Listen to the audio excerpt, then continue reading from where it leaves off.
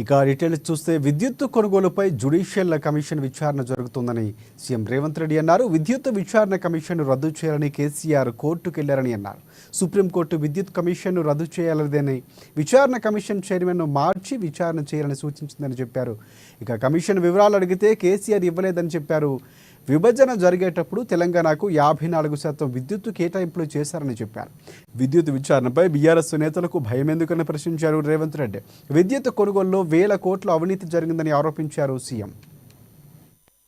కోట్ల రూపాయల కుంభకోణం జరిగింది. కుంభకోణానికి కారణం అక్కడ మాట్లాడేటైనా వాళ్ళ గురువు గారు దోపిడీకి ఏ విధంగా మొత్తం రాష్ట్రాన్ని జొర్రేయొచ్చో, ఏ విధంగా దోసుకోవచ్చో వీళ్ళు చేసిన ప్రయత్నాలను ఛత్తీస్గఢ్ నుంచి పవర్ పర్చేజ్ అగ్రిమెంట్ లో జరిగిందేంది, భద్రాద్రిలో సబ్ క్రిటికల్ టెక్నాలజీ, గుజరాత్ కు సంబంధించిన ఇండియా బుల్ అనే కంపెనీ సబ్ క్రిటికల్ టెక్నాలజీతోని 1000 మెగావాట్స్ కు పర్చేజ్ అగ్రిమెంట్ ఇచ్చింది అధ్యక్ష బిహెచ్ఎల్ కు.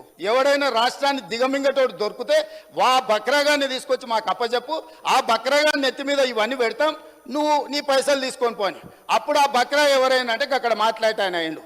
కమిషన్ల కక్కుర్తిపడి ఇండియా బుల్ నుంచి 1000 కోట్లు మెక్కి కాలం జల్లిన సబ్ క్రిటికల్ టెక్నాలజీని బిహెచ్ఎల్ నుంచి మేము కొనుగోలు చేస్తామని వీళ్ళు వెళ్ళి ఒప్పందాలు చేసుకున్నాక వీళ్ళు పేమెంట్లు బిహెచ్ఎల్ చేస్తే బిహెచ్ఎల్ ఇండియా బుల్స్ గుజరాత్ కంపెనీకి పైసలు వాపసు ఇచ్చింది అధ్యక్ష.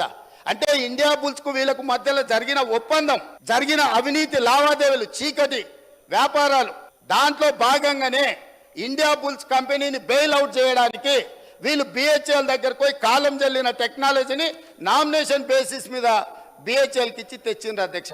కొన్ని వేల కోట్ల రూపాయల కుంభకోణం జరిగింది. కుంభకోణానికి కారణం అక్కడ మాట్లాడేటైనా వాళ్ళ గురువు గారు దోపిడీకి ఏ విధంగా మొత్తం రాష్ట్రాన్ని జొర్రేయొచ్చో, ఏ విధంగా దోసుకోవచ్చో